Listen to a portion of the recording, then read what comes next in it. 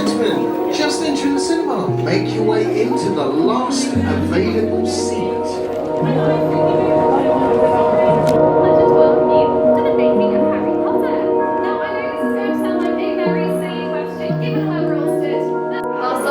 Welcome to Hogwarts.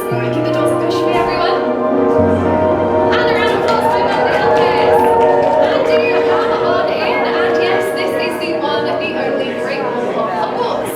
It was one of the first sets ever constructed for Harry Potter films, and as you can see, as you make your way inside, it's certainly one of the largest.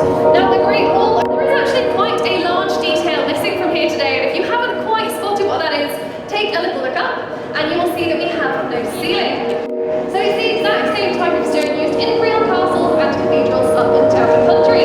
Now this is very rare, but they needed something that would withstand the wear and tear of 450 Hogwarts students, and some of our biggest scenes, of course, including the sorting ceremony, where our Hogwarts students would wait to be sorted in front of some iconic head that looks exactly like Robbie Coltrane's face, which you will all be seeing later on in our Creatures Workshop.